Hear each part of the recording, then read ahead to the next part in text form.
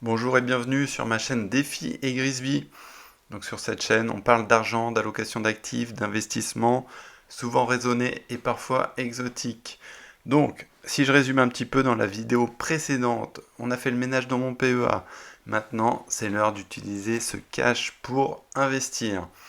Vous l'avez vu dans le titre, nous allons parler de LVMH. Achat ou pas, vous le saurez à la fin de la vidéo. Donc pour présenter LVMH, c'est le leader mondial dans le secteur de la mode, du luxe, de la maroquinerie avec Louis Vuitton. C'est aussi le leader dans le domaine du champagne et des spiritueux haut de gamme. Un leader également dans la distribution de parfums et de cosmétiques, notamment avec Sephora. Donc si on regarde un peu la répartition par chiffre d'affaires, on a tout ce qui est luxe qui représente 50%, les vins et spiritueux 9%, qu'est-ce qu'on a oui, la joaillerie et les montres 13%, les parfums cosmétiques 10% et tous les autres ça représente 20%. Et parmi les marques les plus emblématiques du groupe, on peut citer Dior, Céline, Fendi, Givenchy, Louis Vuitton évidemment.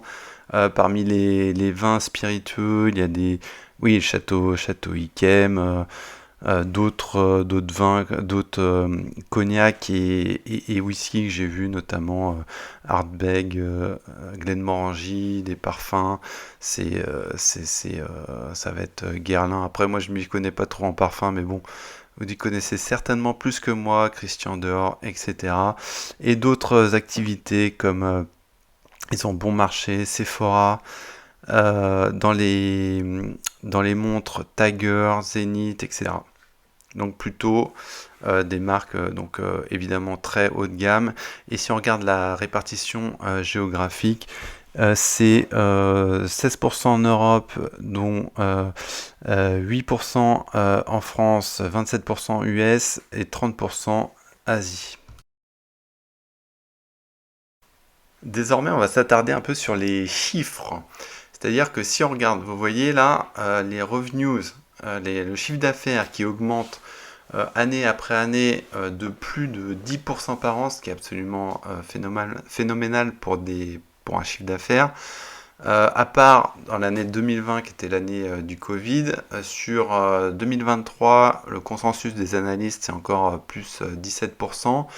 Au niveau en fait des critères d'investissement, c'est vrai que moi je vais regarder l'augmentation du chiffre d'affaires, l'augmentation des earnings et des free cash flow, la marge ici quand on regarde l'EBITDA margin, donc la marge opérationnelle, on est à 34%, ce qui est vraiment très fort, hein. On estime au-delà de 15%, c'est déjà très bien. Au niveau, une fois qu'on fait de la croissance, notamment des cash flows, on va regarder aussi si cette croissance n'est pas attirée non plus par de l'émission de dette, ce qui n'est pas le cas ici. Alors je pense pas qu'on le voit, ouais non, on le voit pas sur ce graphe-là, mais la dette de LVMH, elle est très faible, elle peut se rembourser sur quasiment même pas 2 ans d'EBITDA, donc de profit opérationnel, ce qui est vraiment très peu endetté dans cette situation. Donc ça fait partie en fait des critères que je regarde.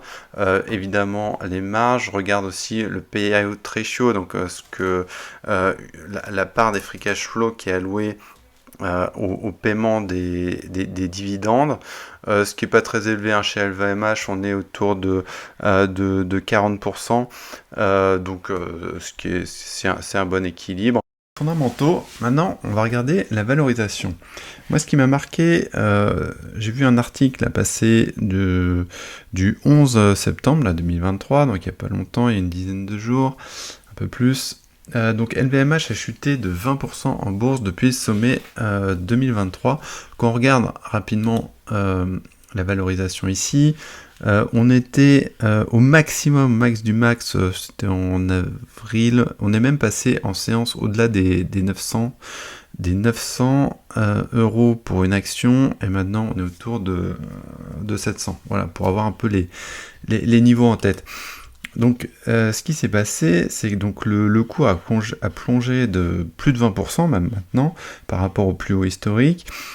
Donc ça, c'est dû aux craintes sur les marchés chinois. On rappelle que ça fait le marché chinois, ça représente quand même 29% des ventes. Et un des concurrents, donc Richemont, c'est les grosses marques de montres suisses, a des propos qui sont qualifiés de peu engageants. Donc ça fait un petit peu peur sur le secteur. Et donc ce qui s'est passé, c'est que Bernard, lui, il en a profité pour acheter des actions à hauteur quand même de 215 millions d'euros. Et ce qu'on appelle, on appelle ça en fait quand il y a un dirigeant, un manager, un patron de boîte, ce sont les insiders, donc ceux qui connaissent le mieux la stratégie de la boîte. Et généralement, c'est vrai que ça constitue une marque de confiance dans l'action. Donc, ce qui s'est passé, c'est que j'en ai profité également pour ajouter, j'ai juste acheté une action. Hein. Moi, je suis rentré à autour de 730, voilà, 736, je crois. Et donc, j'ai acheté qu'une action. Et moi, ce que je vois, donc, on a vu que fondamentalement, c'était très solide. Maintenant, c'est une histoire de valorisation. On est sur un price earning ratio autour de 20, même en dessous de 20 maintenant. Donc, ce que je pense faire, moi, c'est je vais y aller par palier. Si ça continue de descendre, j'en ai acheté là. Et si ça continue, je pense que j'en rachèterai autour de 650, 600, etc. Parce que j'aime bien rentrer sur ce type de boîte. On a dit que maintenant le PEA c'était constitué de valeurs de qualité, donc c'est ce que je vais faire. Merci de m'avoir suivi. Donc pour résumer ce qu'on a fait sur les 2 derniers épisodes, on a sorti 2 titres qui étaient des small cap et on a rajouté de la qualité avec LVMH. Et la qualité, ça va être vraiment la stratégie que je vais adopter sur mon PEA. On verra un peu plus tard ce que je fais sur mes comptes titres où on ira chercher beaucoup plus de croissance. Mais on va s'arrêter là pour aujourd'hui. Donc si tu as aimé, si tu veux faire partie de l'aventure, abonne-toi, mets un petit pouce et sinon tu vas me revoir dans quelques mois, quelques années et tu verras la progression. À plus tard.